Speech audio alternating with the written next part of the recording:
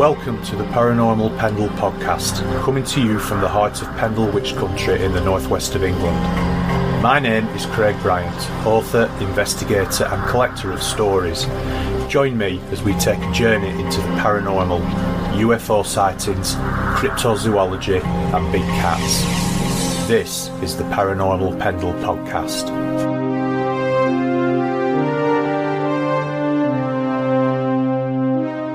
Welcome to episode 3 of Paranormal Pendle, broadcasting to the Paranormal UK network at paukradio.com. On this episode, we head up to the northeast coast of England, where I'm absolutely delighted to be joined by none other than Paul Sinclair. So, hi Paul, thanks for agreeing to join us this evening. Oh, thank you very much. A pleasure. And you were kind enough to do the same for us. And I must say that your intro is a lot better than mine. Thank you. I really enjoyed the video that we did. And if people haven't seen it, it's on Paul's YouTube channel. And he can tell us all about that later on. So, Paul, could you just start off? I mean, you know, there are going to be some people out there that perhaps don't know a lot about what you do. Could you give us a brief bio of yourself, where you're based and how the whole Truth Proof investigations and books came about? Yeah, we're based in Bridlington, East Yorkshire. I say we because obviously I'm with my wife of, I think it's 39 years. I'm 58 years old. Yeah. 4 girls, all grown up and doing their own things. They don't have an avid interest in the unexplained, but they sort of support me. They don't have a little snide laugh at me as by any sort of token. But we just sort of get along. I've sort of had a decent job all my life and earned enough money that, not loads of money, people, but enough money that I could sort of pack in work at 48 and devote full time to unexplained phenomena research. And I wrote the first Truth Proof book in 2016, never thinking that I would do another one. And now I'm on with number 5. That will be the last one because getting up at 5 a.m. and writing for 3 or 4 hours, it just becomes too much, Craig, you know. But the books have been received well. And, not just by the people who've read them, but by people who are in the field of unexplained phenomena. And that kind of means a lot, that you're on right path, you're doing something right. Although I don't sort of aspire to be a writer like anyone else. I suppose, like yourself, Craig, when you did Shadow Man of Accrington, you just wrote it as you saw it, and it were Craig writing the book. Well, that's the same with me. I'm not. There's no airs and graces. I've been asked to speak all over the world. I've turned most of them down. I've spoke at Awakening in Manchester a few years ago. I've spoke at Chris Evers' I'm going to say concert. Then people conference, but it's just. I can get loads of things wrong, guys. So I spoke at Chris Evers' conference, and that's purely because me and Chris have been friends 30 years. Because primarily my research, Paul Sinclair likes feet on the ground. I like to be out. If there's something happening in some forests with gamekeepers, I want to be in them forests. I want to be camping in them, and I want to do it while ever I'm able. 58 years old, 4 years' time, I'm not saying I won't be able to do it, but you just don't know what's round the corner. So there's plenty of time to write books. That's what I'm saying. So I think it's all about feet on the ground research. There's too much, in my opinion, and I'm not labeling this at anybody, but there's too much research done just behind a keyboard and a copy and paste of other people's ideas and putting your own slant on it, but not actually doing anything. Old cases that are just rehashed and redone and redone and redone. I mean, people have made a living from it on UFO conference circuit. And to me, people want to hear something new. Doesn't mean I've got the answers, Craig, and I'm sure that there's a lot of people like myself, they're just doing the research, they've got their head down, they're trying, it doesn't mean that we know. I tend to, my ears just close up as soon as I speak to the guy who says to me, or the lady, I can tell you what's happening here. I can tell you this, I can tell you, but invariably they can't. Otherwise, these people it would be the holy grail of the phenomena that we're trying to solve. So I know that's a bit of a long-winded intro into what I'm about, Craig, but Yeah, we just do what we do. I mean, like yesterday, I know we've got all these coronavirus restrictions and things, but I were out there because there's been a strange animal mutilation, and early doors, I'm up on these deserted places looking for signs of it. A few days before that, I'm casting prints. But you probably want to get to some of those details, but anything in particular you want to start with, Craig? Yeah, could we start with the recent spate of big cat sightings that you've had up there in the northeast? Yeah, I'm fortunate that I own a thermal camera. I've only had it about 6 months. We got it as part of the documentary that we're sort of filming at the moment, Wolflands, and we thought it might come in handy and it'll give us some alternative shots. But up on the cliff tops at Flamborough, I don't know, probably 6 weeks ago, I haven't got the exact date in front of me, I filmed in thermal, obviously we've got the heat signature, a big cat. I've put one image, one's frame capture on social media if anybody wants to go on the Truth Proof web page or Facebook. And I think there's one on our website, truthproof.co.uk. And it definitely is a big cat. I mean, I've not had anybody say that's a dog. Unfortunately, due to COVID, I mean, this is a private field I've been filming across on cliff tops. I'm going to have to get on that field and contact the farmer. I want to put something in perspective so that we can get an idea, so that the viewer can get an idea of just how big this was, because obviously it could be somebody's tabby cat that's just having a wander across a field. But, there's a lot of that, isn't there? You see newspapers and there's a big cat sighted, and it's quite obviously that it's not a big cat, it's somebody's pet cat, and it just looks big from a distance. But I suggest anybody who's interested have a look at the image. But, Craig, Well Lane Bypass in Bridlington, which is just on the outskirts of the town. Probably, once again, about 6 weeks ago, a guy walking his dogs late at night. He walks them late because he said his dogs are a little bit feisty. That's his exact words. These areas can be Googled if anybody wanted to. It's just an unassuming road. He's there at 12 o'clock at night and he's got these two large dogs walking, and they became alert. He says they don't chase cats. He says because he's got a cat at home, but they hate other dogs. And they just became alert and sort of they sensed something. He said, and he's looking down the road to where the bridge is on the bypass, and he sees this dark animal, and it ran across the road and up the embankment. And for all intents and purposes, he says it was a black panther or something resembling. He said it wasn't a dog. He said, I'd be interested to know how my dogs reacted when they got to spot. He said, they absolutely were sort of excited and full of energy, and different to how they would be with his normal house cat at home. So there was that one. And then we'll stay with bypasses. About 12 miles away, there's a place called Leven Bypass. It's just coincidence that we've got these two places.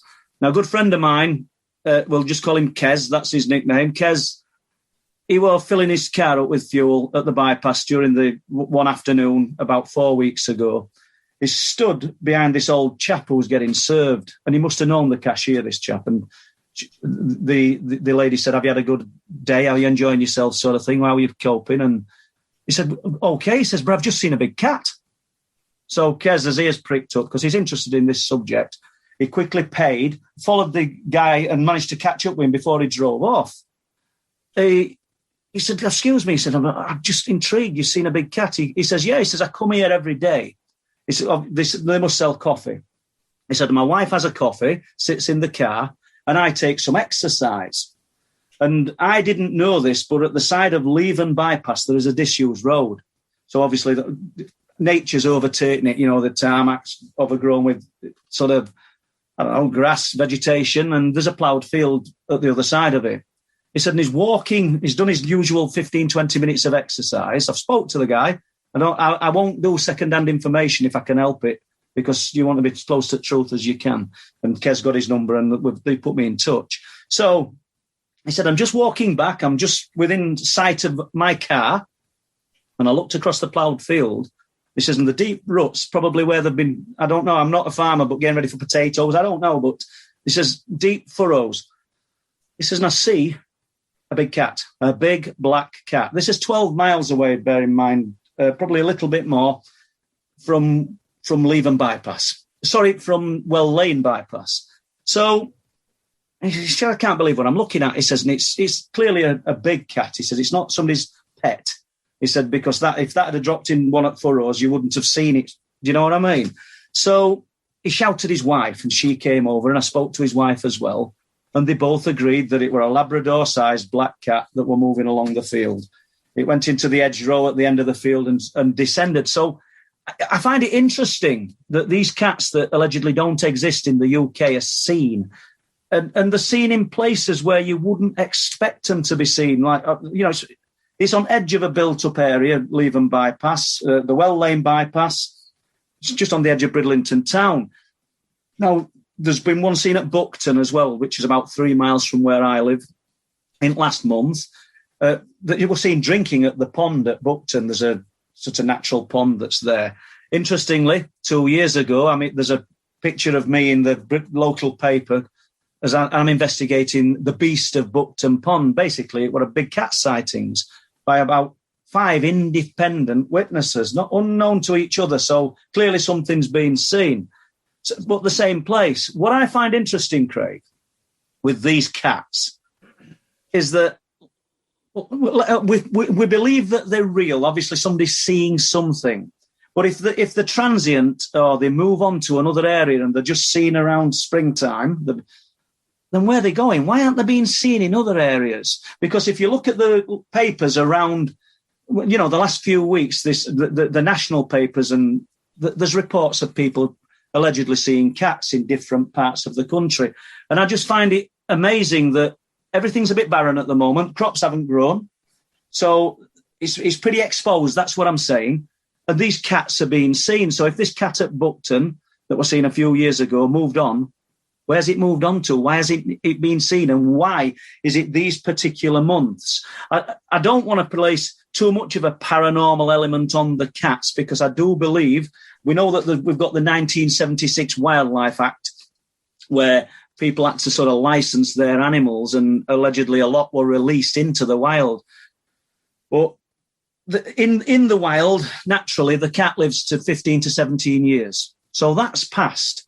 But we can assume that there might have been a pair released and there's breeding populations. I do know now, after, I wouldn't say getting to know farmers well up around North Yorkshire, but these remote pockets around Harwood, Dale and places, that they're quite aware that there's black cats. Well, I'll not call them big black cats breeding up around them areas, and they're quite happy to let them be. Apparently, they're keeping the deer population down, and it's sort of I don't know if it can't be a secret because I'm talking about it, but I've got to know people who do know, and gamekeepers, and they're quite confident that they're there, and they don't want people like me investigating it, not because they don't like me, but I think they associate people like me, like yourself, who look at these kind of things and thinking suddenly my land might become a thoroughfare if I reveal that big cats are up there.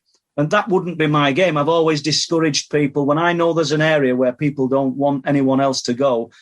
A, I don't tell anybody where it is if that's what these people require.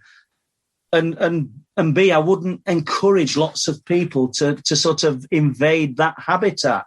All the sort of natural surroundings for these animals. So I do think they're here.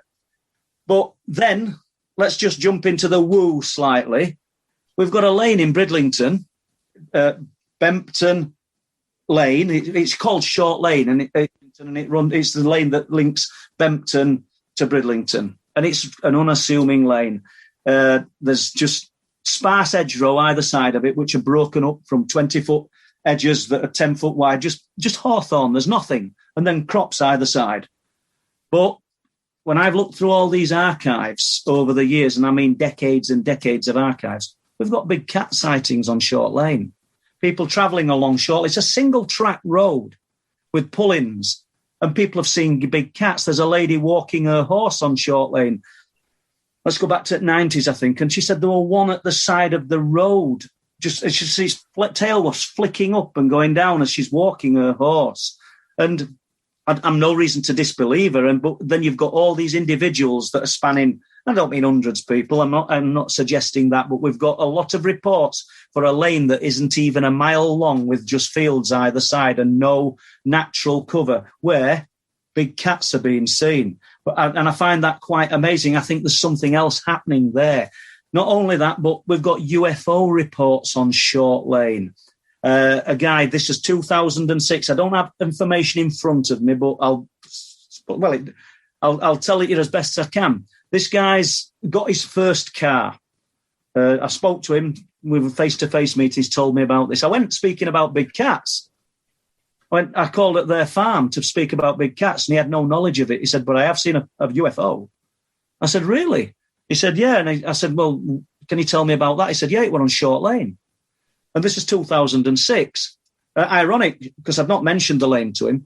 And he's bought his first car, and he's a young guy, we'll say 18, and he's going around town, Bridlington town, with a few friends in the car. And I don't know, they're trying to impress girls. I don't know what they're doing, but they're just being youth. They're just enjoying themselves, not causing no bother.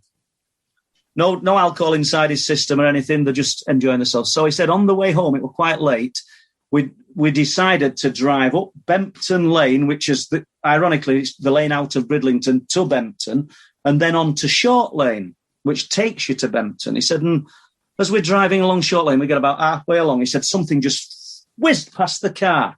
He said, literally just went straight across the road in front of the car.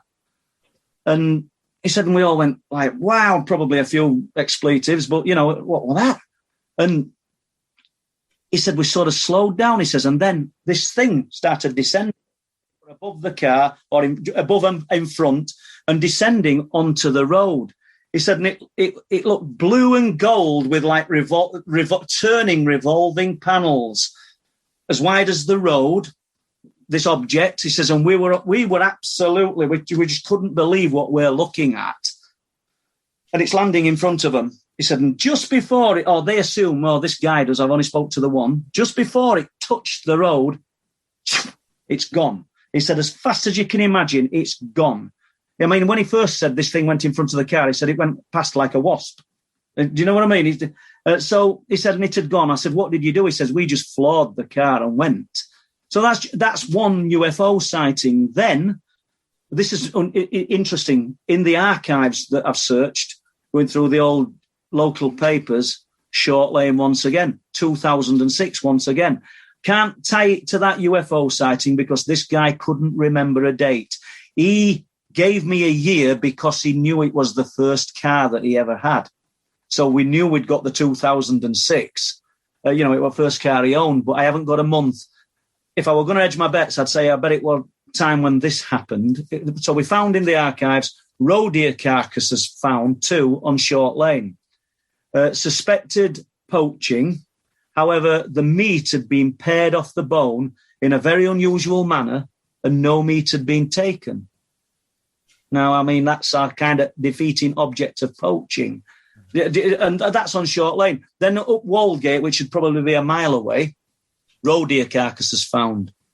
Meat pared off the bone in an unusual manner, once again. Then on the cliff tops, we've got roe deer carcasses found. Meat pared off the bone. I don't know what that means because obviously I weren't researching these cases at the time, and I still might not have if they had cropped up today. Nobody's forced to invite me to look. I would have thought this will have been the RSPCA that came to look at these carcasses and maybe vets. But it's interesting the terminology that they use: meat pared off the bone in an unusual manner and no meat taken. And they're just left at the side of the road, Craig. But we've just devoted 10 minutes to Short Lane. But it's fine, Paul. I mean, just going back to what you were talking about, big cats. There's you sort of mentioned about why are there a lot of sightings at this time of the year. Do you think it could possibly be something to do with a couple of things? One is obviously, the country has been in lockdown over the last 12 months. And so people are not going about their normal business as they would have done normally. So there's less traffic on the road, there's less people out and about. And secondly, could this be the time of the year, springtime, where these animals are having kittens? And they're obviously becoming more visible because, in effect, they're out hunting. And that combination of those two things this year may well be the reason why we've seen so many big cats over the last 12 months as opposed to previous years, because it's almost like a perfect storm. What would you think about that hypothesis? I think probably right with your second thoughts on this. Well, this is the time of year where predominantly they're probably going to be looking for mates. Let's assume that there's only one in the area and it's got its localized area. And we know they travel vast distances, but this might be the time of year where they're out searching for a partner, should we say. As regards the first part, when we're saying, is it because of COVID? To me, for my area, I can only speak for this area, East and North Yorkshire, I would say no, because this is the month, or these months, the early months after Christmas, are the times that they've been seen for decade after decade. So I don't think COVID's got any bearing on that, but I take on board fully what you say about are they looking for potential mates? Are they actually breeding? Is that why they're out? And the more active, spot on, Craig, because they've got to provide more food, so they've got to be seen in daytime. So you make a good point. And it's difficult, isn't it? It really is, because sometimes the places they're being seen, you don't really think that there's going to be such a sustainable amount of food. And we've got such natural livestock, as in sheep, which would be easy prey, that aren't being predated upon.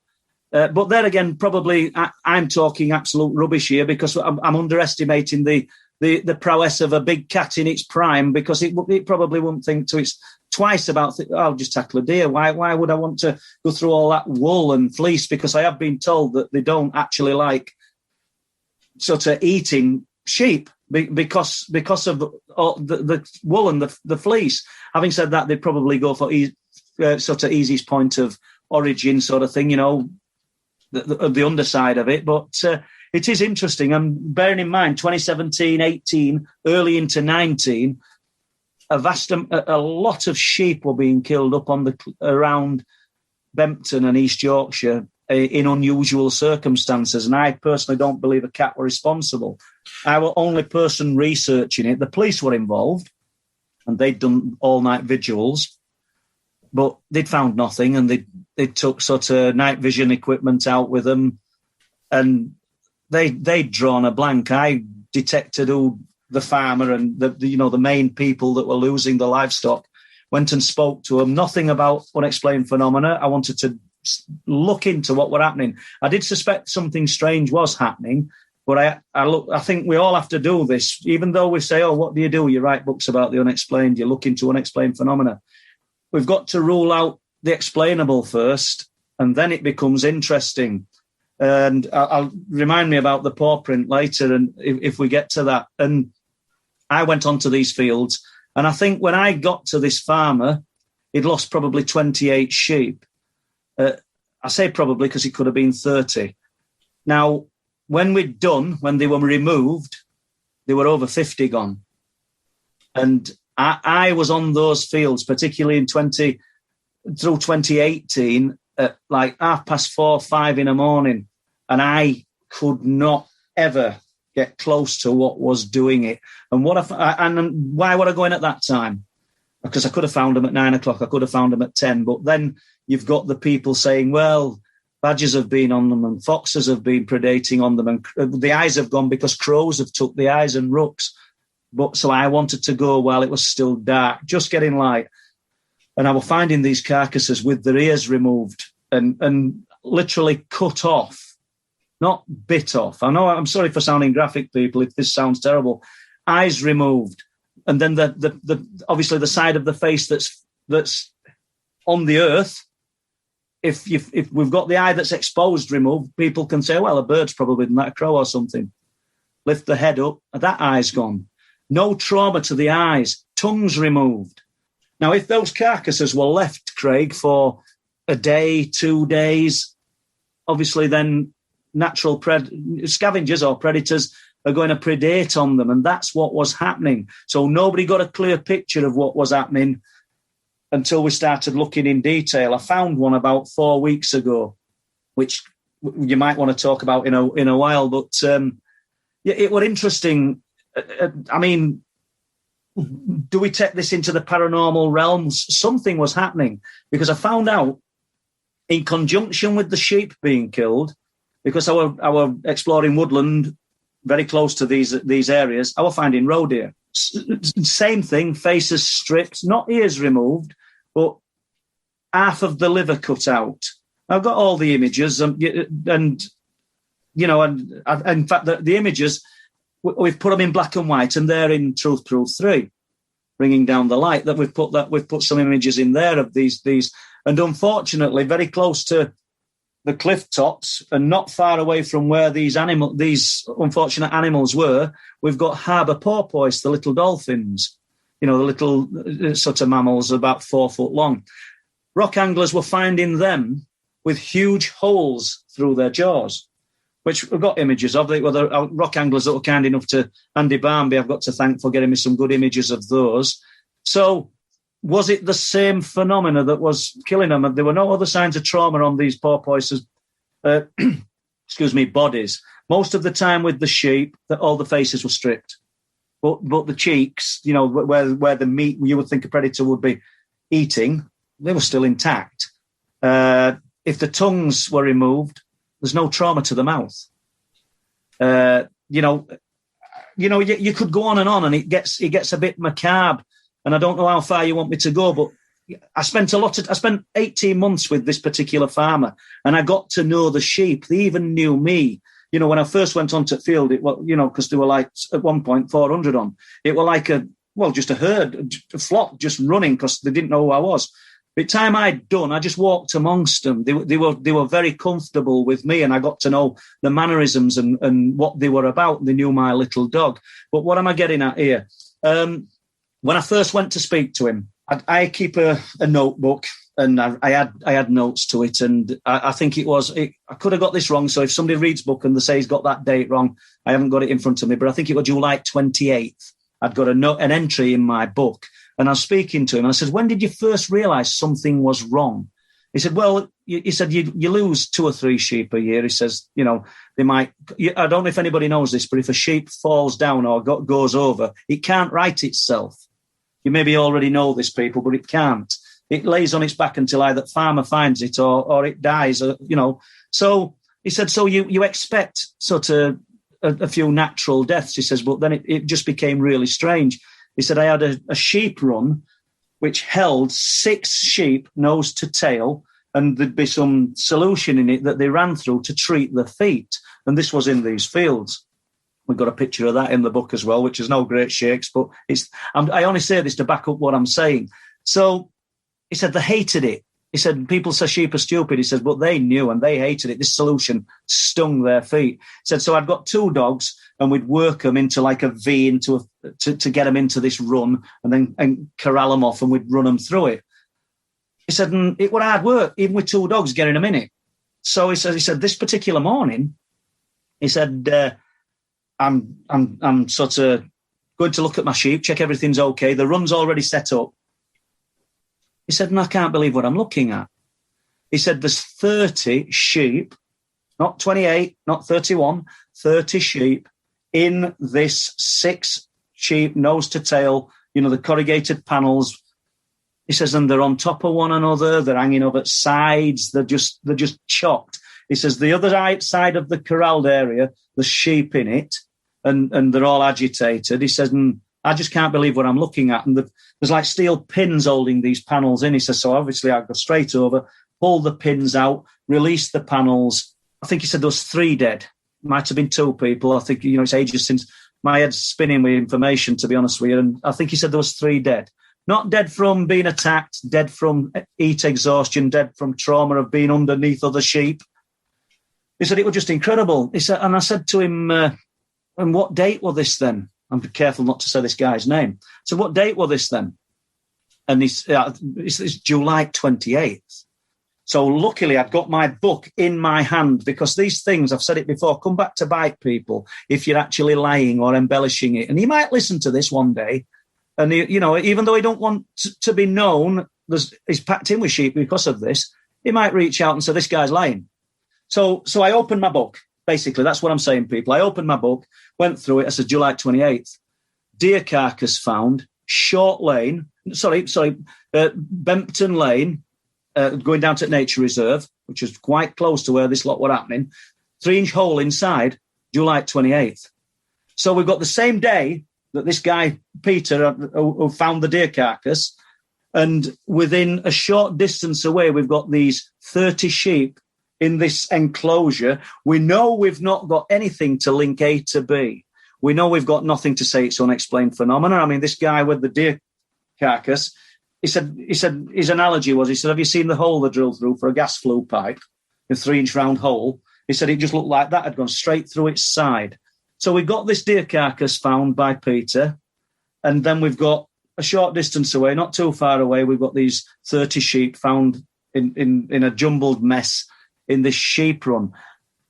If I were a betting man, I'd say that that's connected. Obviously, I have no proof. That is the difficulty. I mean, the subtitle of the first book was The Truth That Leaves No Proof. And that's basically, Craig, what we are dealing with. We know it's the truth. Anybody listening to this podcast who's had an experience, be poltergeist, ghost, UFO, cryptid, they know that there's a truth attached to it. But unfortunately, that truth is the only place that truth exists is in your mind. And until we get some kind of machine that can sort of tap into your brain and project it on a wall so that we can prove what these people have seen, we're not going to get any closer. I did note that there's some, in America, I think there's going to be some files released purporting to talk about unexplained phenomena. Well, that would be good. That was a move in the right direction. And we've moved away from sheep, but I don't mind. So just anything else, Craig, while we're on with these? Or Yeah, you mentioned the footprint, which I saw on your Facebook page, which I thought was really interesting. Could you tell us a little bit more about what you've been doing with that, please, Paul? Yeah, well, we'll say 6 weeks ago, three guys, well, one guy in particular, 3 guys walking along the cliff tops, and they came across a sheep carcass. This will take us to footprint. They came across a sheep carcass that had recently been killed, probably that day looking at it. And I knew exactly where it was. They sent me images. And the next morning, I contacted farmer, asked if I could park up early doors, and I went up and took photographs. There were unusual puncture wounds in the sides of this sheep, obviously on the skin when it were peeled back, not the wool, because you wouldn't have seen them. So that were interesting, that something with big canines had predated on it. All the meat had gone. God, people, you must think I'm terrible. I'm sorry, but we've dwelled on sheep quite a bit. But what I'm saying is, there were two elements happening. It had been predated on by either natural predators or something with big canines. But however, I think it was the right ear had gone down, looked like it had been pared off. Both eyes had gone, and the tongue had been removed, and there were no trauma to the face. So that were an interesting aspect of it, because nothing had actually gone to touch the face. So in the meantime, I'd got this thermal camera, which we'd filmed the big cat and the still images from it, which we'd put out.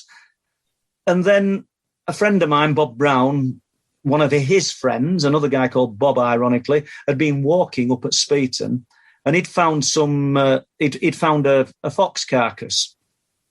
So I went and viewed the fox carcass. I'm doing this slightly back to front, and this thing had absolutely been mangled and ripped to bits. But I don't know how much importance to place on that as regards what's happening. It could be just have been shot and then animals have predated on it. But that prompted me and Bob Brown then to walk the area a little bit. Now, Speeton, for anybody that's not familiar with it, the cliffs there are 420 feet sheer drop. And they run along to Bempton and then to Buckton and then to Bempton. But they don't start like that. They're pretty steep. They go down to this 420 foot, this sort of gradient down to the beach, and you can walk down. And the clay is very, very, very firm there, very compact. And I don't know whether it's still to be found on internet, but there used to be a site called the Friends of Speeton Clay, because they'd find fossils in Speeton clay that could not be found anywhere else. I don't mean they were unusual, but they're unusual for the area, for the geology of the eastern North Yorkshire, should we say. So we're walking along, and I'm sort of viewing the ground, and you're looking at this. It's all sort of good compact clay. It's been raining, and it's not loads of puddles, but it's wet. And I can see deer tracks. I can see badger, fox, dog. And then I see these weird prints, very big. and looking at these things, and I took pictures of them and I put them on social media, some of the pictures, the same day. And I don't know, people were of the opinion it was a big cat, and so was I. I'm not going to deny that. They were big pads splayed apart, because the dog's two middle front toes, should we say, are usually close together.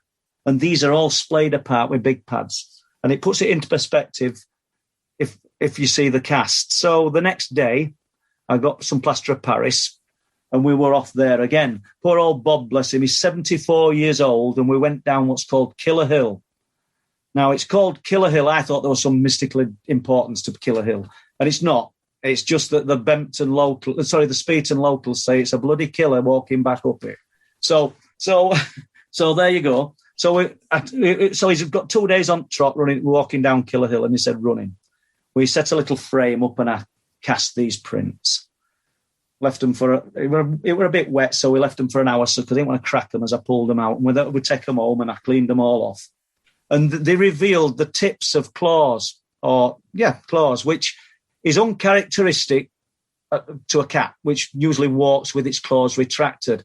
Although I do have friends who are gamekeepers who've said that it's not unusual for a cat to sort of stand and flex its claws. He says, let's face it, how many times have you ever had a cat sat on your knee and you just feel it, just these claws just come out and flex? So my friend Jeff, the gamekeeper, he's still of the opinion this is a cat. I sort of kind of trust his word. I'm not saying he's right, but his knowledge is good. But that weren't good enough for me, so I contacted a few zoos. The first 3 that I contacted didn't want to know. They weren't disrespectful or anything, but they didn't want to know.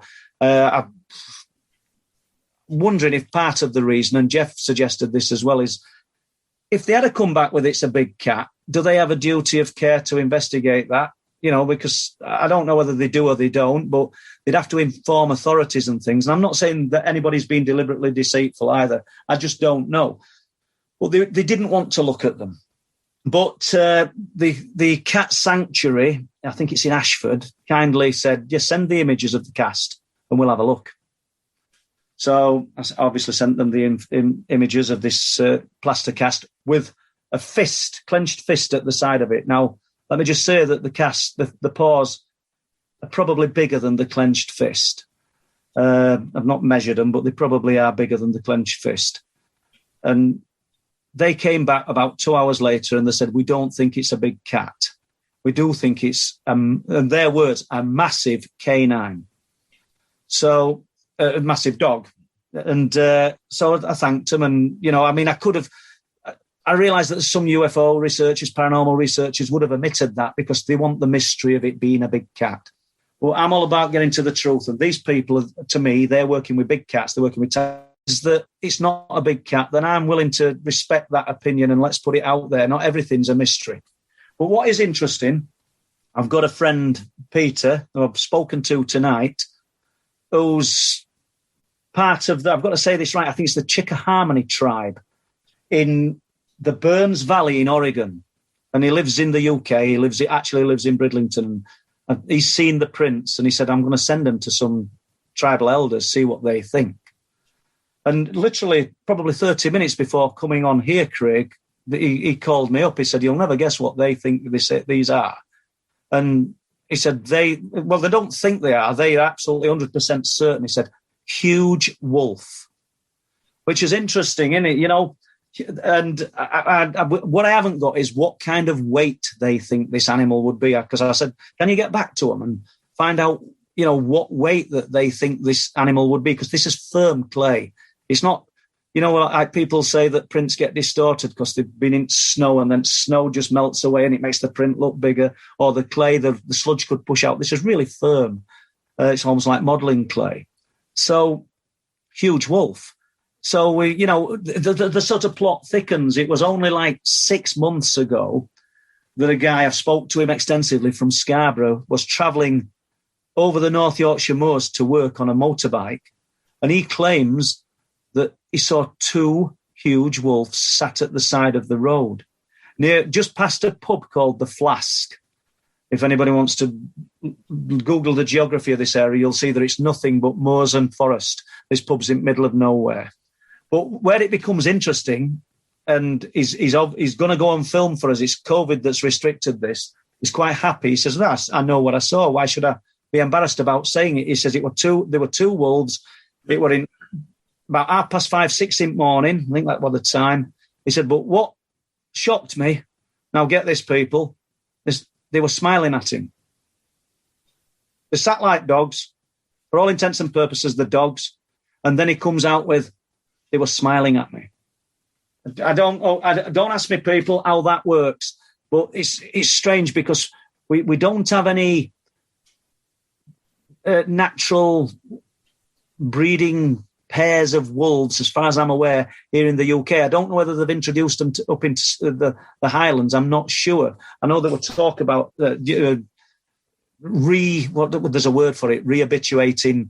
I think we even talked about bears at one time. But as far as I'm aware, we don't have any wolves. Now, we've got two wolves, Craig, sat at the side of the road as he approaches on a motorbike. Now, the North Yorkshire Moors National Park is 522 miles of forest and farmland and pockets of open grazing. So there's a lot of area there for something to disappear. But I still believe if you'd got let's just correct ourselves. I still believe if you'd got two wolves active in that area, we would be seeing some devastation on wildlife. And I do think that farming communities would be aware then that their flocks of sheep had been attacked and predated upon. So, but that doesn't mean that this guy's lying. I believe he's seen what he's seen. I've spoke to him several times. Don't believe everybody, people, but I fail to see what people have got to lie about when they're coming out with things like this. And then they had that extra element, that bit of woo, they were smiling at. It's interesting you mentioned that smiling, actually, Paul, because the first thing that I thought of, I mean, obviously there's a cryptid phenomenon which people call the dog man. And I don't know whether I'm getting mixed up with your area or another area, but wasn't there a sighting by two people that were out in the woods up on the northeast coast somewhere who thought they saw something that resembled a dog, but it was on two legs going through the woods? That's correct. I mean, it could be one of mine. It might be somebody else's that you've been told about, but we're doing a documentary at the moment called Wolflands. I'm doing it in conjunction with Les Drake of Digital Creations.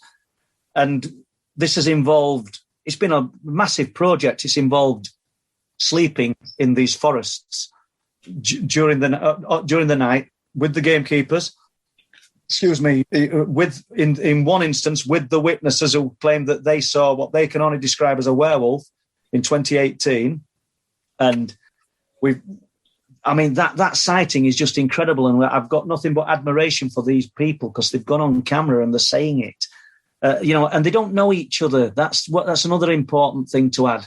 These guys are from Rotherham. The gamekeepers, no connection to them. His sighting was in 2002. These lads were 2018. We've got Jamie and Lee, which a lady and her friend who claimed to have seen this thing on I think it was the 29th of January 2019 on the cliff tops of East Yorkshire. We've got the paratrooper, and I think the date was February the 7th, 2019, and Jamie's was 2020. I had to correct myself. So less than a year later. And, so we've got to ask ourselves, I mean, people can sort of roll their eyes and go, what a load of rubbish. These things don't exist. Well, people are seeing them. Or they're actually seeing something. I don't profess to have the answers. But if I've got somebody who seems sincere telling me a story and we're getting some kind of repetitive story from different people coming through time and time again over a lot of years, we have to attach some kind of truth to it.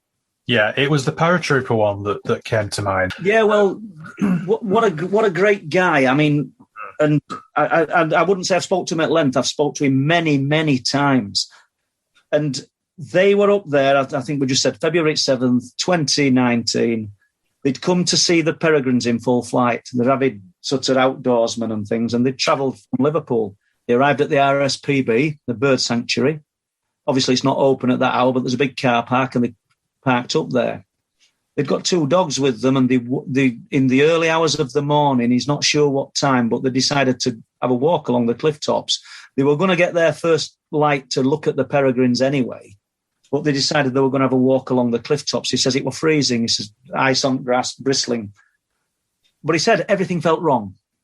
This is another thing I find interesting. It felt off. He said the hairs on the back of my neck, my arms were stood up. He said it just felt electric. He said, I don't know why.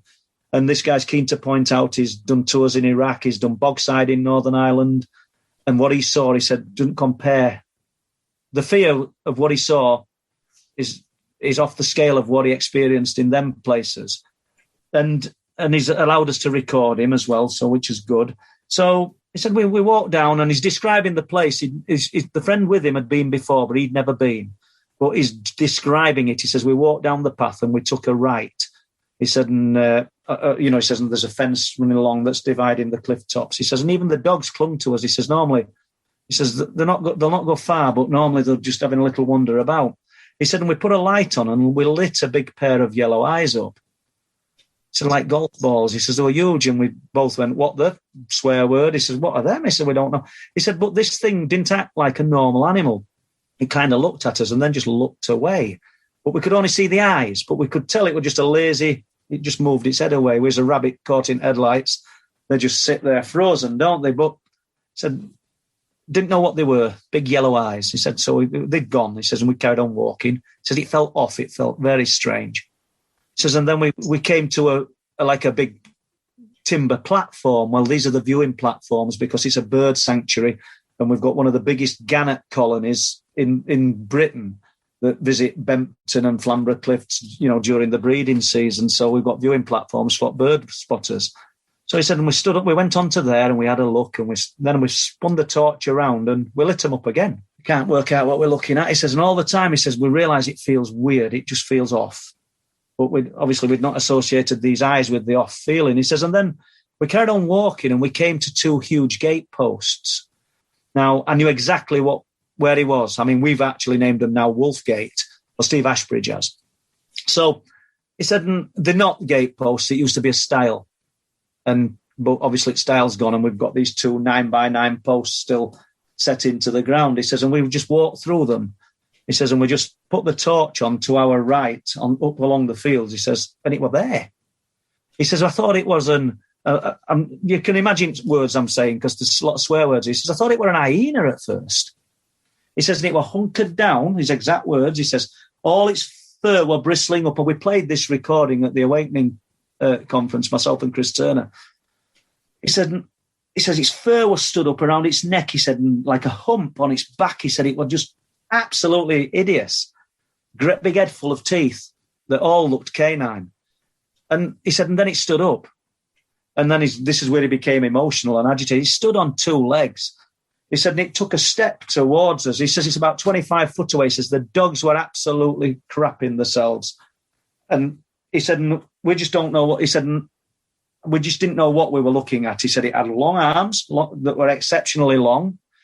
I asked if it had clavicles, as in human type collarbone, and, or did it have sort of the physical structure of a dog when it stood up? I can't imagine that. It'd probably just hung at its sides like a meerkat. But he said, no, it had shoulders, wide, bony shoulders, and a big rib cage. So, but the unusual thing, it had one hand under its chest, and its forefinger was beckoning him, but not towards him. It was to the side, as though there were another one there. He said, and I couldn't take my eyes off it, this finger. He said, but in end, he said, because my friend who were with me, who no longer talks to him because of this, he said, I had to just knock him because he would just froze. He says, and we slowly backed away. And I think I know where they were, and I know distance back. They'd probably got 3/4 of a mile to walk. He said, and I couldn't walk very far because he's had a proper debilitating illness, and he was just recovering from it at the time. He says, and I could only walk for about, 20 metres without having to stop for a breath. I think that's what he said to me, 20 metres. He said, and all the way back, we're terrified. We didn't wait for no peregrine falcon and daybreak. We got in our vehicle and we left. So that's their sighting. And then you come less than a year later and you've got Jamie and Lee 2 miles down the coast at Flamborough.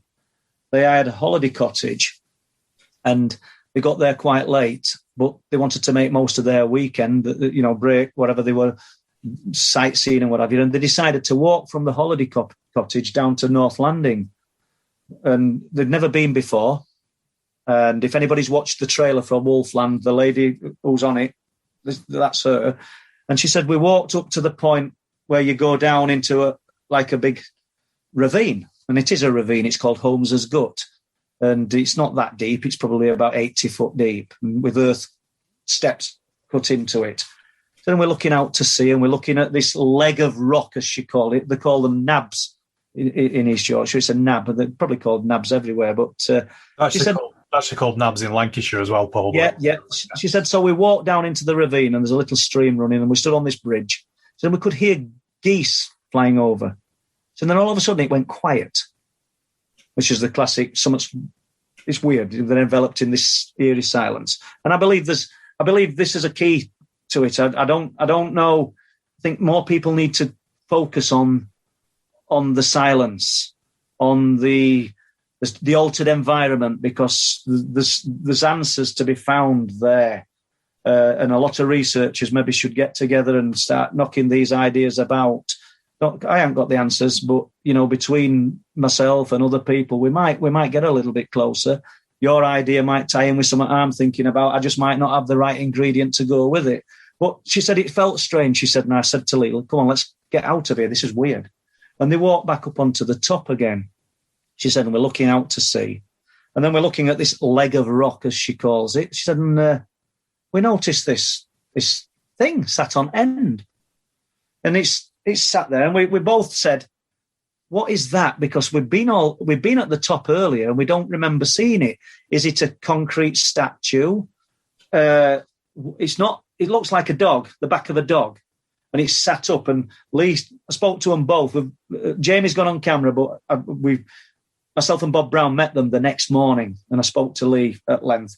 He said, I'm 6 foot tall. He said, I think it was as tall as me, sat up. So he sat. He said, and we're just looking at it and we're sort of questioning why we never saw it earlier. So there's a bit of moon, so it's silhouetted.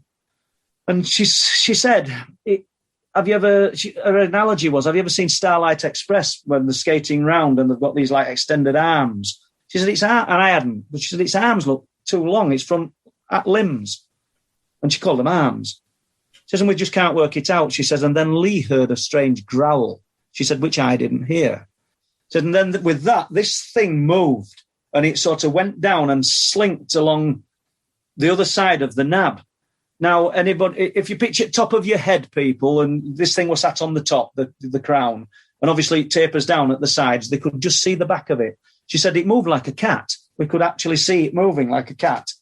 And we got very frightened. And we walked down from there and we just went home. And then they were searching for a few answers, found my name and contacted me. And we actually met them the next morning quite early. And she's been kind enough to revisit and go on film and talk about what she saw. So that's just another witness to Wolflands who's got no connection to any of the other people. And I just find it enthralling because, as I think I said to you, Craig, the cryptids are not something that I never thought I'd be interested in. When I wrote the first book, a story came in about the Flixton werewolf, and somebody had seen something unusual at Flixton. And I think Flixton, after doing lots of research, Craig, he's probably got the oldest account of a werewolf in certainly in Great Britain. We're talking about, I think it was 937, King Athelstan built, he charged a knight called Acehorn, and all this is there. It's all there in old literature to look up, with building a refuge to protect travellers, in his words, from an infestation of savage beasts, lest they be devoured. It says from wolves and other savage beasts then abounding at the time. And you think to yourself, well, what other doesn't mean it's werewolves, obviously, but what other savage beasts did we have besides wolves? Bears had gone probably 1,500 to 2,000 years prior. So what had we got that this guy's sort of referring to, I don't know. And then we've got stories now. I have stories from the 1940s, 50s, 60s through to present day of this upright canine-type creature seen at Flixton and the surrounding areas. Flixton, people, if you want to Google it, I'm in Bridlington. It's 12 miles as the crow flies from Bridlington. It's just a tiny village in North Yorkshire. Interestingly, the writings also say in this, a portion of land will forever be known as Wolfland in Flixton. So Athelstan, the actual king, wrote that, or somebody described it for him, that a portion of land would be forever known as Wolfland. Hence, we've got the documentary, we're calling it Wolflands. Interestingly, 2 miles towards the sea, 2 miles east of Flixton, there's another village called Hunanby. You break the name down, and it's Hund meaning hound. So it's Hundman Bay, meaning farmstead of the hound man. But, it's not called Butterfly Meadow because there's butterflies.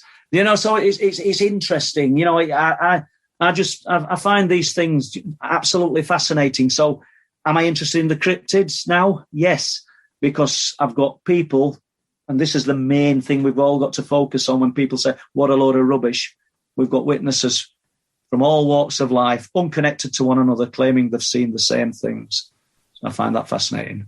Yeah, it is, absolutely. And the good thing about your research, Paul, is that you do back it up with people's first-hand accounts. You're not in the habit of making stuff up. You talk to these people, you get the statements off them, and that's the way that you do things. I think that comes across really well in your books, comes across, really well in all the work that you do.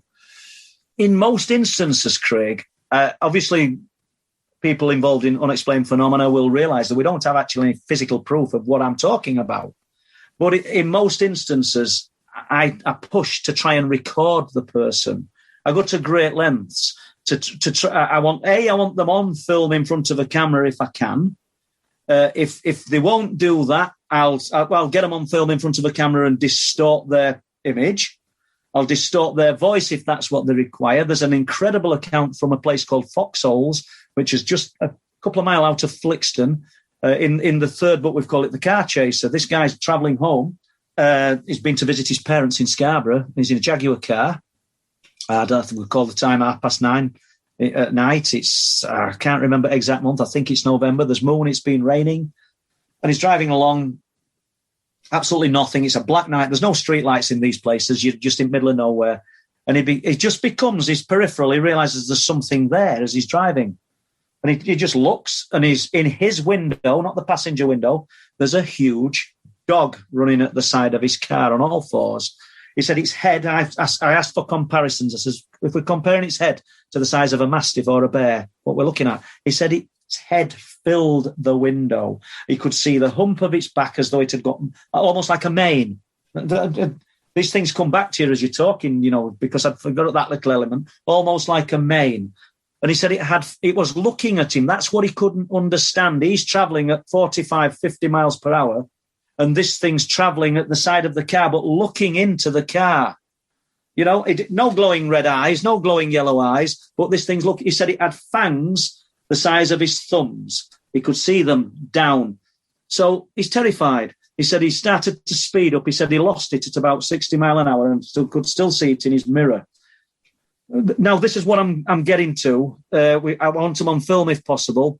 It took me ages to even get to speak to this man because I'd been told about him by 3 people who are friends of his, and what he saw goes against the grain of everything that he believes is possible. It really does clash with what he believes. And it not only did terrified him, it's not messed his head up, but obviously it's a lot to take on when you've seen something, because I said to him, what did you think it were? And he swore and he said, I think it were a werewolf, and that's what he thought he'd seen. But he obviously it's probably the same as 99.9% of population who think these things only exist on horror films.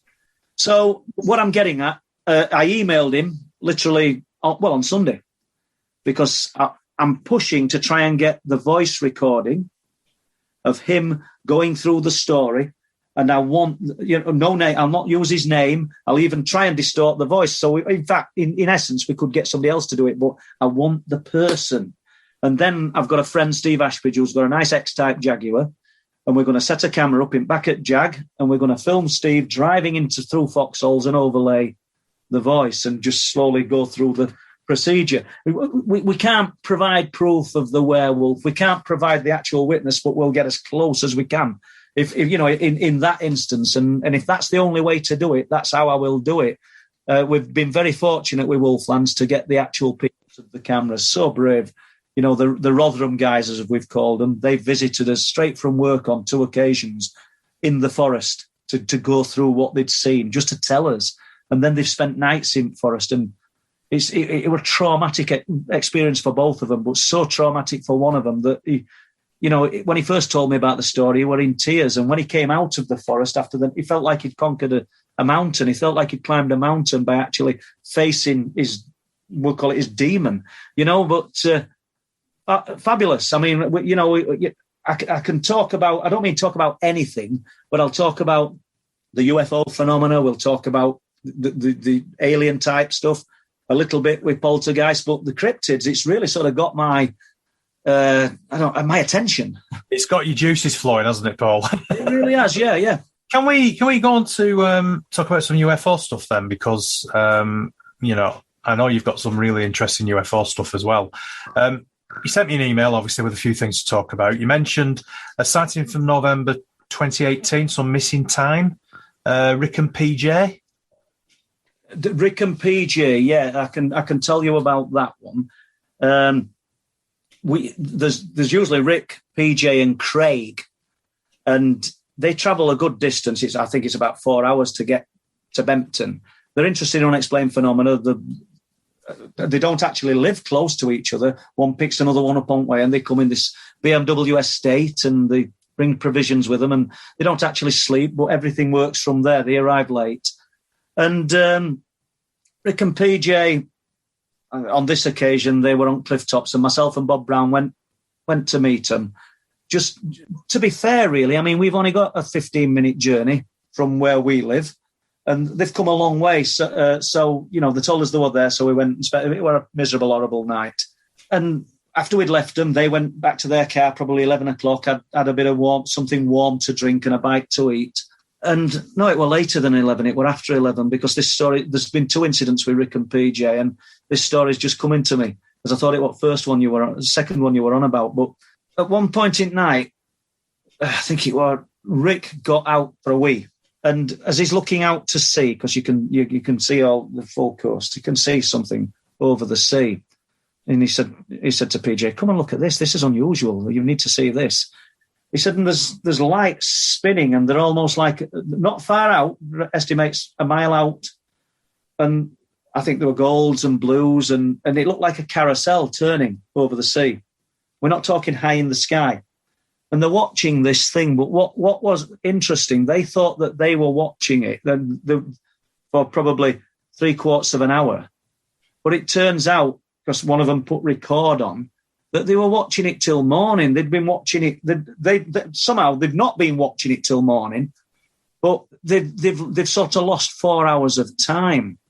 And they don't even, obviously, I wouldn't say obviously, but people can't account for what's happened in that space of time. They've no knowledge of this thing coming closer to them. They've no knowledge of anything else. But there's a huge gap in where they're suddenly still observing this object, and it's somewhat like 6 a.m. And they started watching it probably after midnight. I haven't got the times, Craig, in front of me. I'll be honest, because I put a question in about Rick and PJ, and I must have left that in notes as well, because the one I'm talking about, I think, is from 2018, where they arrived again, and this time there was Rick, PJ, and Craig. And once again, me and Bob went and spent a couple of hours with them, and I think we left about 9:30. People have to understand that we probably go 4 or 5 times a week. So to go on a Saturday night, to spend all night up there on a Saturday, it's a bit of a bind. You have a life as well. But these guys, they've travelled so far, and they are nice blokes. We didn't mind. So we had a couple of hours with them. They said, right, well, we're going to go now. We're going to to Filey Brig, and we're going to get in a different, see the area from a different place. We're going to look at further up towards Scarborough and back down towards Bempton. And then we're coming back in between 12 and 1 a.m. and we're going to spend the rest at night observing at Bempton. So it's fair enough. So we'll walk up with you. That's what I'm getting at. So we proceeded to walk up along the cliff tops, and take a left and head up towards the RSPB car park.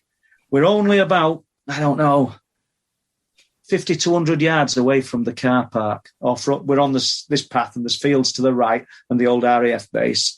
And then you've got the visitor centre in view. And from nowhere, a monstrous flash of like electric just sprung up from the ground. And it was blood red, an absolute vivid red. And it did look like electric. I mean, we know what an electrical light looks like. Anybody's seen lightning, you know that's some kind of electrical light. I suppose all light's electric. I'm sorry for sounding stupid here, people, but it's different to a torchlight. Let's put it that way.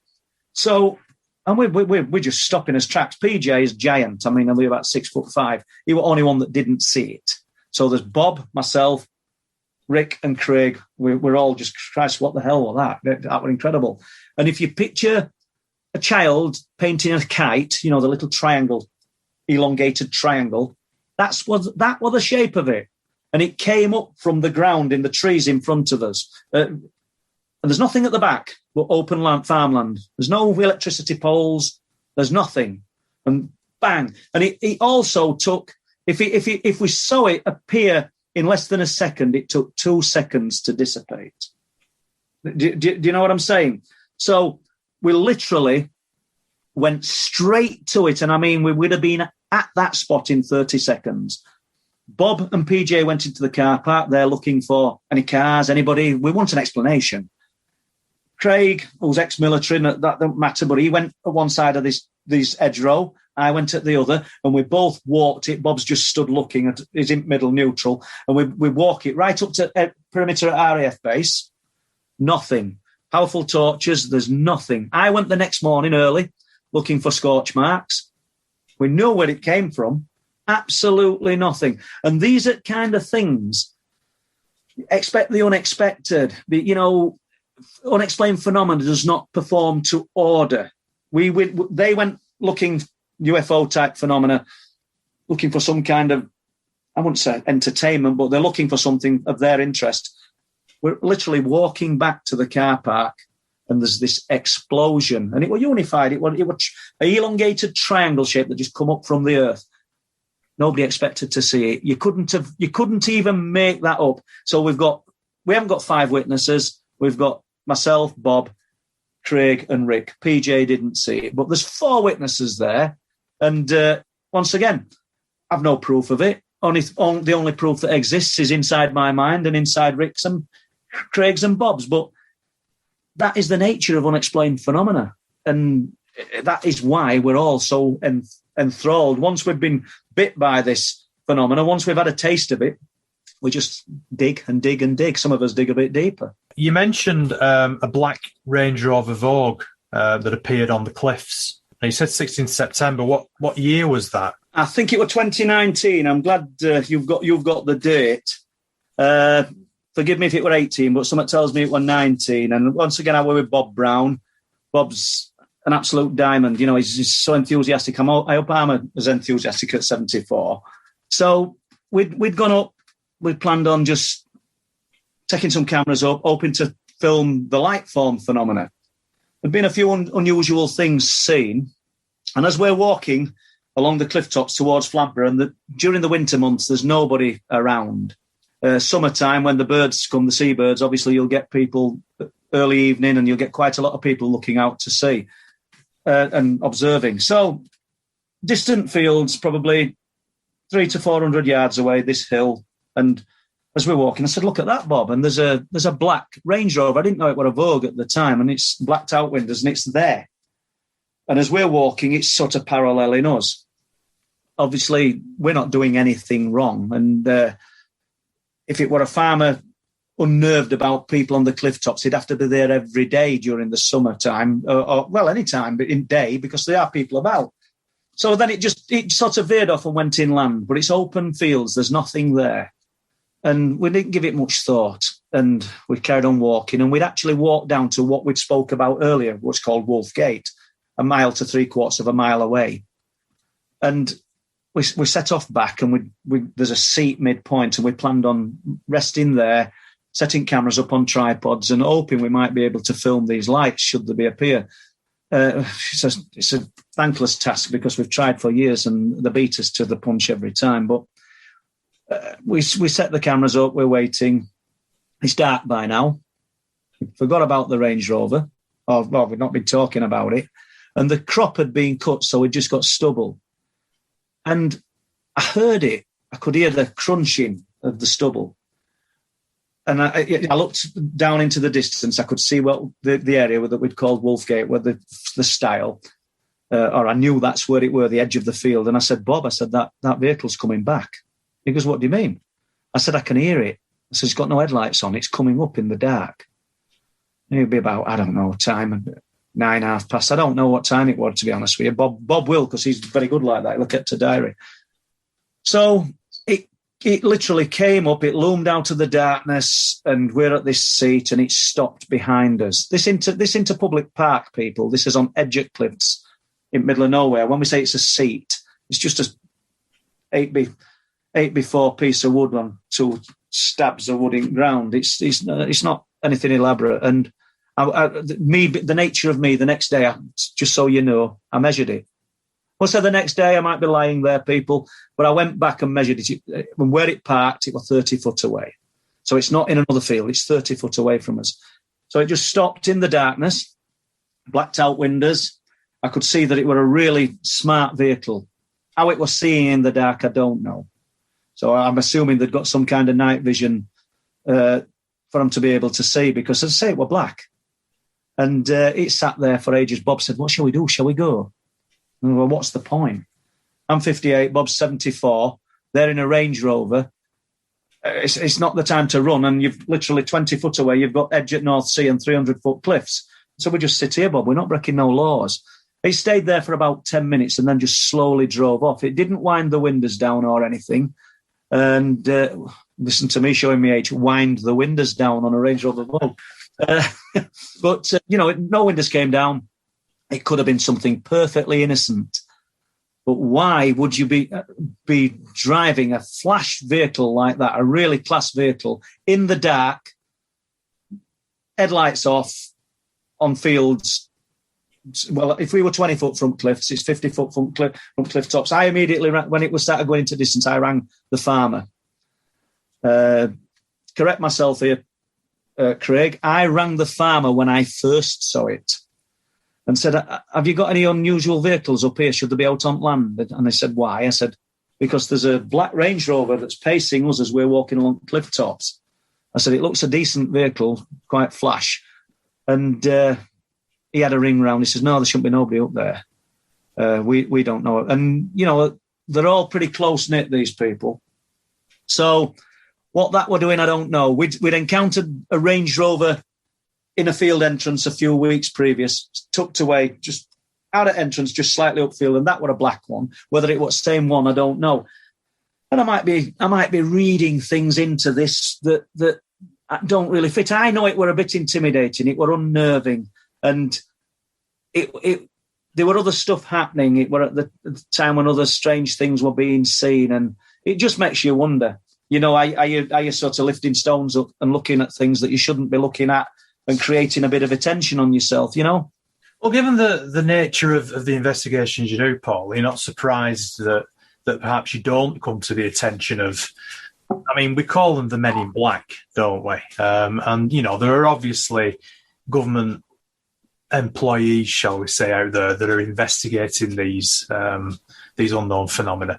So, given the nature of your investigations and the fact that you are quite well known in the area, especially for doing these investigations, do you not find it strange that perhaps you don't come to the attention of these people more often, or do you think you do and you just don't know it?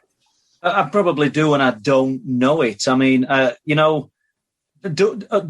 Do some people make more of a meal of something that that's not actually happening.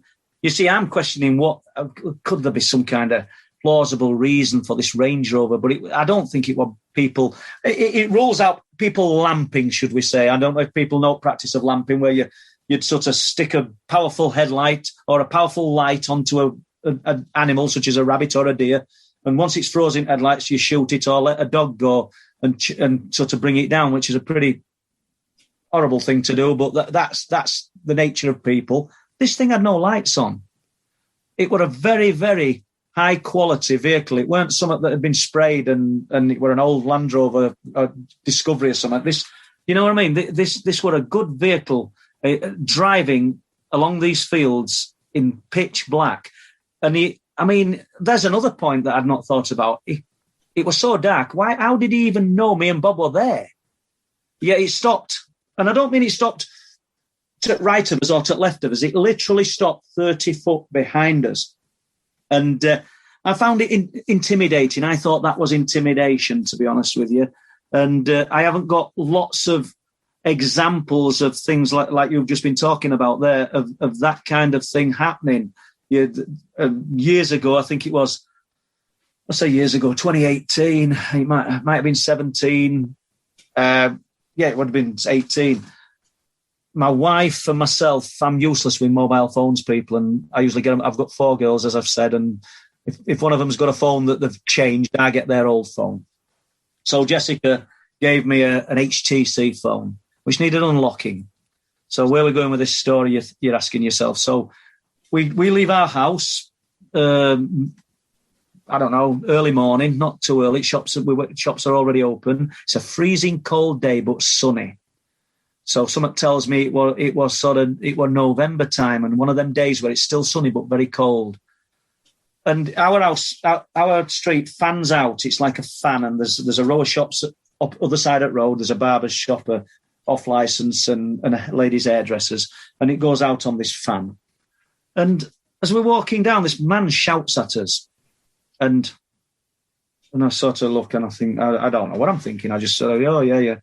And he's unusually, he's got trousers on and his shirt's off, and he's got a bald head, and he looks like an action man. That's as much as I can say. He's got all muscles are there, lean and in right place, but it looks like plastic. But I didn't think that. I weren't forming that opinion at first, I've got to admit. And as I got closer, he shouted something else, and he said something about the light. And I said, oh, yeah, enjoy the sunshine, mate. We've not got many more days like this left. And I just thought, he's odd. But he was shouting. We know now because we can remember, but we weren't taking it in. You're bringing down the light. You're causing big problems. You know what you're doing. You're bringing down the light. And then I shouted, oh, enjoy sunshine. And we rounded the corner, and I said to Mary, I said, God, he were odd, weren't he? You know, that strange guy he were. And we went to this shop up on Promenade, and I handed them the phone, and they said, you can pick it up, I don't know, in an hour or so, and we'll unlock it and it'll be ready for you to use. And we set off back. So we were on way back in 10 minutes, and now he's at our side of the street. And to tell you how unnerving he were, Craig, I considered going home the other way, so I didn't have to bump into him. So I must have realised there was something wrong. Because I'm kind of person that faces problems. I don't often run away from problems. And I don't mean I'm sort of all macho and stuff, but if I've got something to say and I think I'm right, I will say it and I will stand up for myself. But anyway, so I did consider going other way. So anyway, we didn't. We're walking back down, and I said to Mary, I said, oh, God, he's there. And he's sat on low wall, which is about 24 inch high, bottom at street, other side at street, our side. Well, and I knew it was him, just which shape. And this time he's got a very dark brown, tight-fitting jumper on. So he's put a jumper on. I didn't know he'd got glasses on, so I could see back of his head, he's bald. And we're walking towards him. And before we got to him, he turned round. He's got wraparound sunglasses on. And he went, you know what you're doing. You've got to stop. You're causing big problems. You're bringing down the light. You know what you are doing. And I said, I'm sorry, mate, but I don't know who you are, but, you know, fair enough. But he said, you know what you're doing. He got really forceful. And I don't know why, but I ended up stood face to face with this guy, and he's facing me, and Mary's sort of to our left, quite close, and all he's talking about, I'm bringing down the light, and I was trying to argue with him, as in rationalise what he was saying, and everything I said, he turned round into an argument. I was trying to reason with this guy, and I couldn't work out how old he was, because his skin looked like spam. It was weird. Do you know what I mean? And I couldn't discern any wrinkles or anything. And then he reached out, because he kept saying, I'm bringing down the light, and he reached out and touched Mary on the shoulder. And there was one moment, and I think it was weird, because I was so close, I didn't do it, to grabbing his wrist. But I know if I had, we were rolling round on the floor. You know, I've been 56 years old. I don't want to be doing that. But that's the nature of what it felt like. But he just touched her shoulder. He says, I'm not talking to her. Then moved his hand. I'm talking to you. You're causing big problems. You know what you are doing. You are bringing down the light. I said, I'll tell you what, I'm going. And we walked away. And he's still shouting it to us. We went in house. Mary was sort of unnerved. She's not as interested in unexplained phenomena. She's a bit like girls, as what I am, obviously. And but she said, "You were strange, Paul. It's frightening me. Do you think you were an alien?" Her exact words. And I just didn't know. We looked at CCTV. We saw him move away. And then a few days later, at the bottom of the street, and this guy might get to hear it. So there again, I love putting names out if I can to back up what I'm saying. And John, the barber, who I've known for 30 years, and he sort of come out at shop as I'm going down. He says, "Oh, well, that bloke the other day." I says, "What do you mean?" He goes, "Well," he said, "I've got a couple of customers in, and we were watching him. He were waiting for you."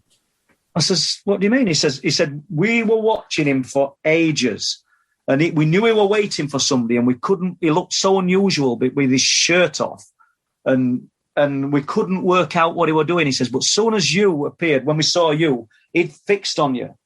I says, "Right." And I said to John, this was before COVID. Obviously, I've heard all this in 2018 off John, but before COVID, we've talked about it afterwards. I said, "Would you go on camera and tell us your observations and what you saw?" Doesn't make it any more real, Craig, but it just adds a bit more weight to what I'm saying. And he's agreed to. So we'll get John the barber from Lansdowne Road, because I live on Blackburn Avenue. I don't mind saying where I live, to step forward and say what he saw that day. And most unusual guy. And that were almost intimidating. He were intimidating because ordinarily I were looking at him, I were trying to weigh him up, and I were looking at his physique, and I were, looking at the shape. And ordinarily I'd have if I'd have been a younger man, I'd have been really falling out with that guy. Do you know what I'm saying? And he'd got enough about him. I think he knew. Do you think he was military? I don't know. He didn't actually, his skin didn't look normal. It looked like spam. Yeah, that's a strange thing, Paul, that you mentioned there, because, I mean, you said it was November-ish. So, yeah. It was a very cold. Exactly. Very cold. We know what it gets like up on the northeast coast. It's bracing, to put it mildly. Who in the right mind will be stood there waiting for somebody, if indeed they were waiting for you? There's another part of this story I've not told you. Sorry for cutting. No shirt on. But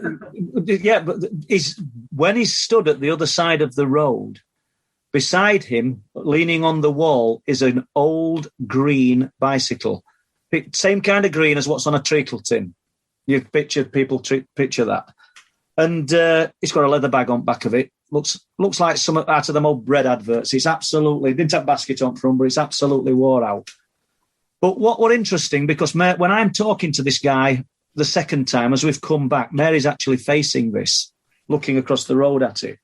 And she said the bike didn't have any brakes on it. And I asked him where he was from. As you say, I'd forgot about this. I asked him where he was from.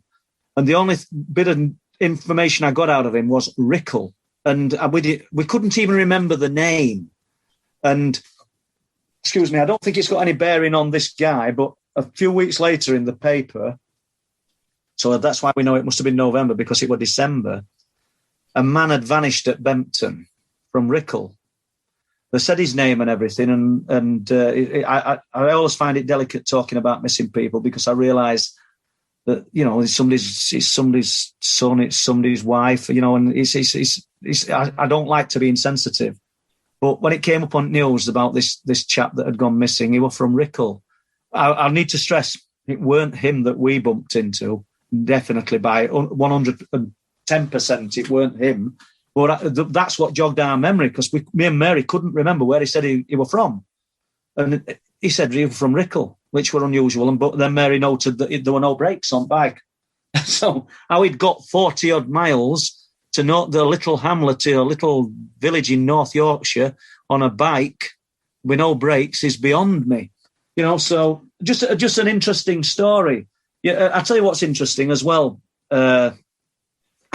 It was just over the month, but that chap, I don't often talk about the missing people simply because I do think that too many people are insensitive and treat it as entertainment that somebody's gone missing because they're investigating something of a paranormal nature. Some things can be just tragic accidents, but I don't treat any of the part of somebody going missing as entertainment.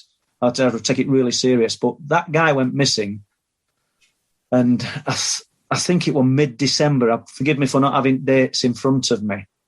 And then in January, before a full month had gone up into the next year, so I know now that it weren't 2018. But we were in same. So let's assume we've gone from 2016 to 2017 in January. So this guy went missing in December. In January of the next year, less than a month in between, another one went missing. And then just after the month, I think it were about, 33 days after the first one went missing, 16 miles up the coast, another one went missing. I used to say the names of, I just feel, I don't know, maybe it's me being too cautious. I just feel that we've got to be so respectful to these people. But that is fact. Mm. And I tell you what's interesting, because I spoke to police about this. I said, I weren't very nice to them, to be honest with you. I said, you're pretty useless, all of you. You're missing the point here. I said, if this was in a village, or if this was in a town, and you got 3 men gone in just over a month, in close proximity, there'd be absolutely major investigations. But you've got one that's gone missing from North Yorkshire, you've got one that's gone missing from Hull, and you've got one that's gone missing from York. And you've got different police forces attached. I didn't realise if somebody went missing in an area that it was, let's assume I go missing and I'm from Birmingham, but I'm in Bridlington. It's Birmingham police that investigate it. I didn't realise that. I thought that the police force in this vicinity would initially they'd probably investigate it, but it's handed over to the police force from the point of origin, the place where they're from. So you've got 3 different police forces, and maybe 2 with York but nobody seemed to. Not even police I spoke to were surprised. I said, you got 3 gone in just over a month. I said, type in Eastern North Yorkshire on missing people. I said, it'll throw up like a drafts board of faces. Because I contacted Missing Persons Bureau. I said, you're all missing a trick here. And this isn't me being Columbo. I'm no expert. I'm no better than anybody else. I said, you've got a checkerboard of faces. Do you realise that I think it was, I don't know whether it was 7 or 9 of them have gone missing at Bempton? But you say from York, from Hull, from North Yorkshire. I said, the common denominator here is this location. But nobody's picking, we don't put that. We have to put where they live. I said, well, you're all missing a trick. Mm. This is my opinion, people. I mean, there might be people listening to this say, you're way off mark here, Paul, you know? And let's just be clear. I'm not about attaching an unexplained phenomena to this. I don't know what's happening. I might write about unexplained phenomena. I've wrote about these people in the first book purely because it's very strange that they've vanished without trace in an area where other strange things happen. And that's it. That's where it stops, because I don't attach any of the things I've spoke about before to these disappearances because I simply have no proof. And it is such a small area, really, isn't it? It is, yeah. So, it's a massive coincidence, isn't it? Let's put it that way. Short Lane, 1991. Let's get start at Short Lane just briefly because I don't know how far we're going with this. Short Lane, I think it was 1991. It might be 1990, slipped into 1991, but a guy was seen apparently at the entrance of Short Lane, and the police assume he'd been hit by a vehicle with bull bars. Nobody knows.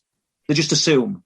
From there, he'd stripped off and ran for a mile up Bempton Lane with a broken collarbone, massive internal injuries, monstrous head injuries, broken ribs, and he'd managed to strip his clothes off. To my mind, he'd knocked out the ability to strip his clothes off with a broken collarbone, and he collapsed at the entrance of a farm.